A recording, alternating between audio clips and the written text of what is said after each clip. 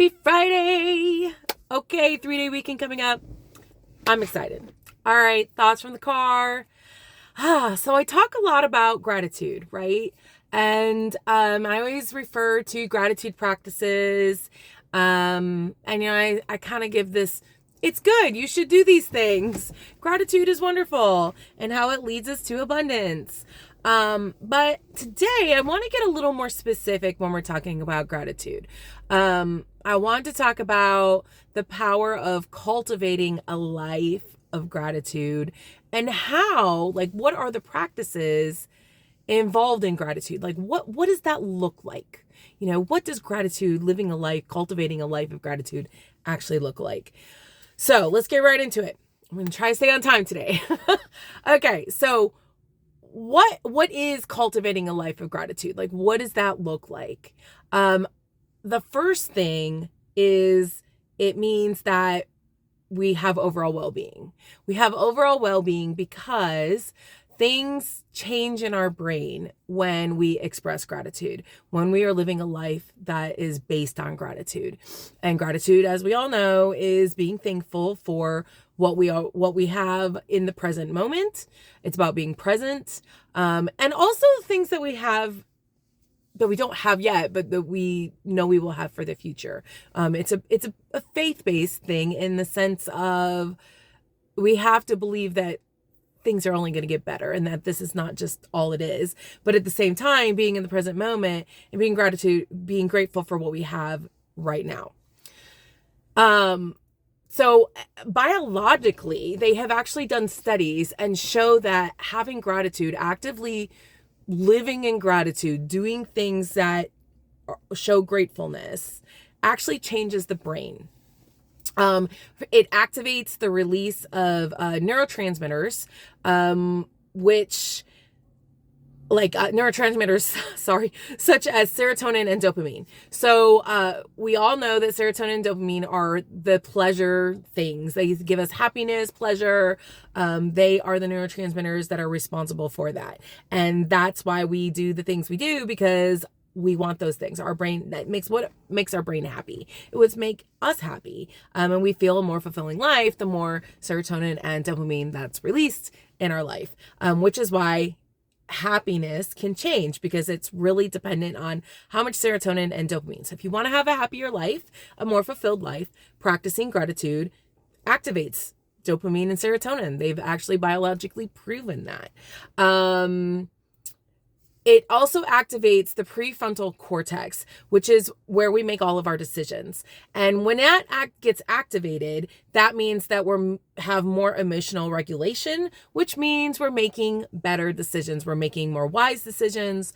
We're making our decisions based on healthy emotions, positive emotions, rather than negative emotions, or emotions that are unhealthy, can be hindering to how we make our decisions.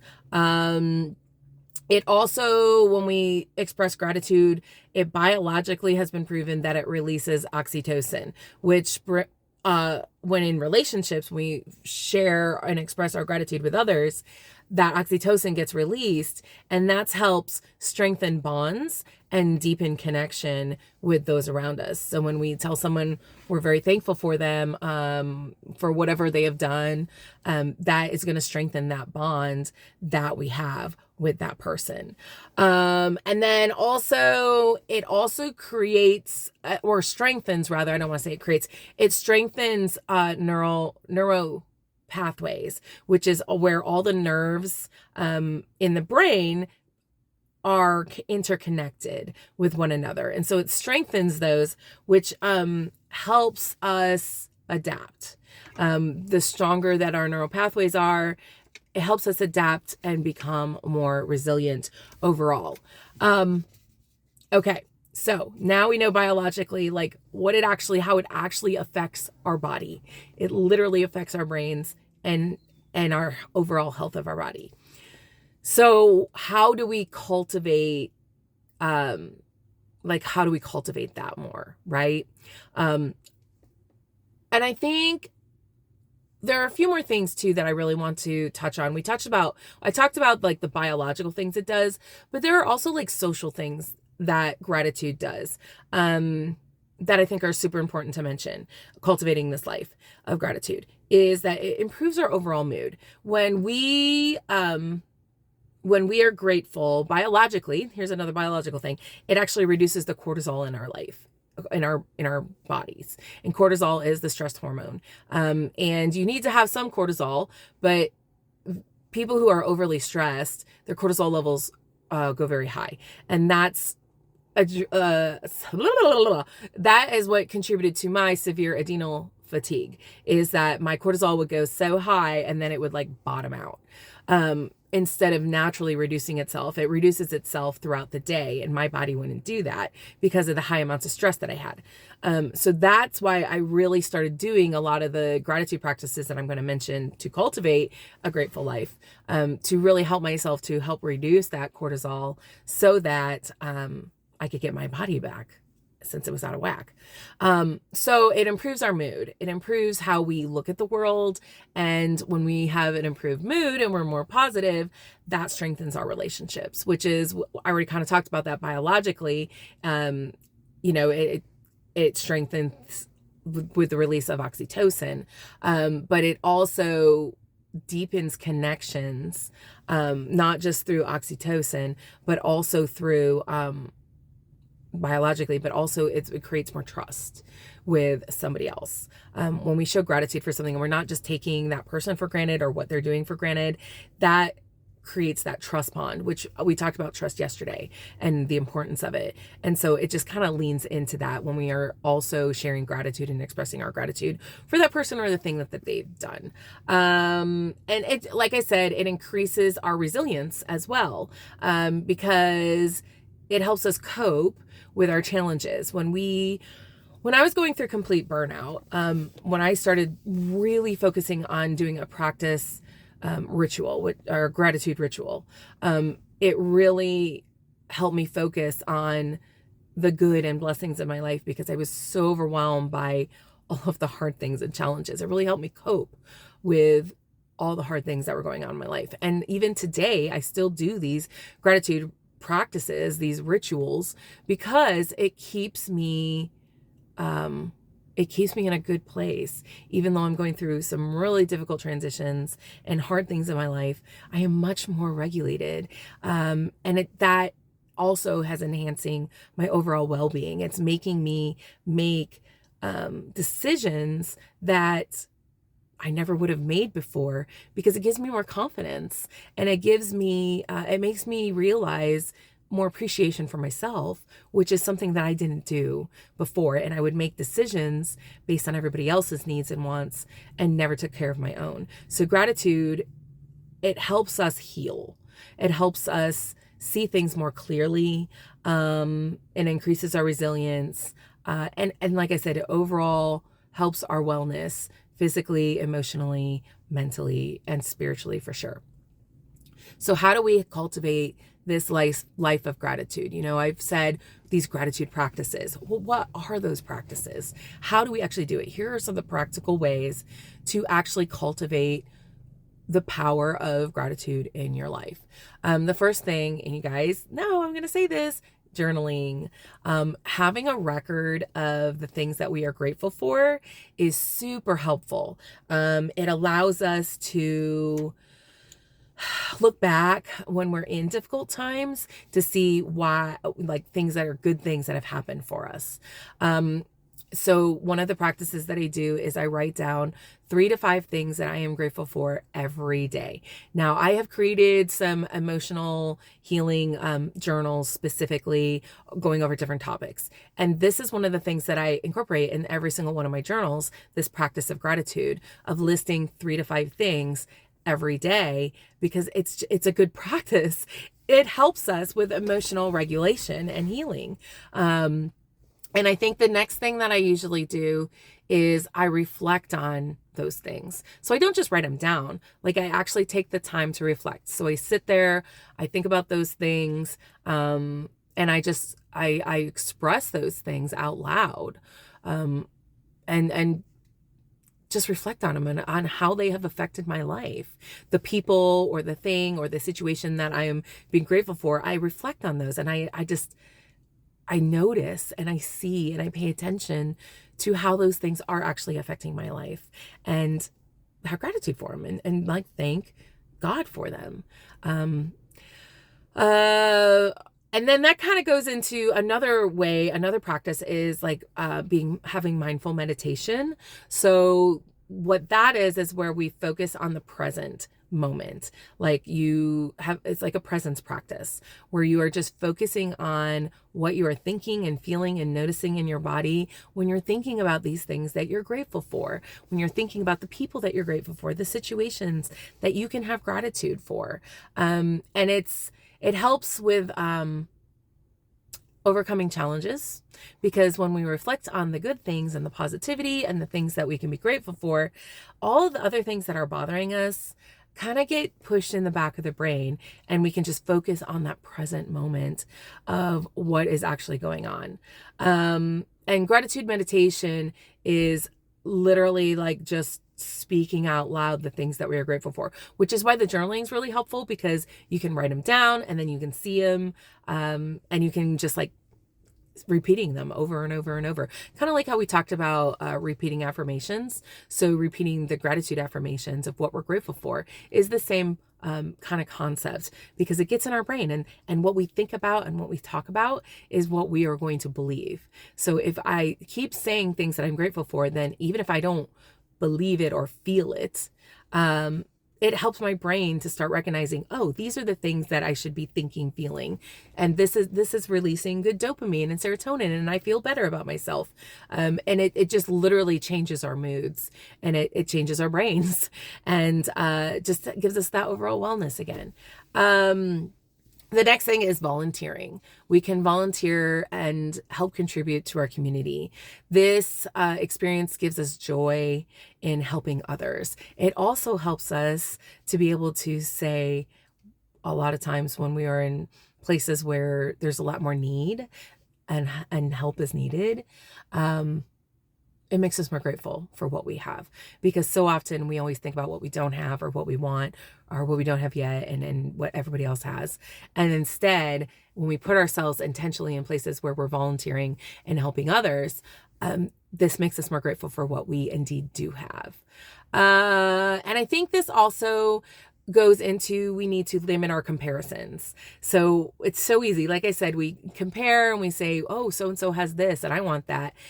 But when we limit our comparisons to others, and instead we just appreciate our own unique path and our own unique journey in life, and just really are grateful for that unique journey instead of comparing to what the Joneses do or don't have, this again enhances our well-being and enhances our life.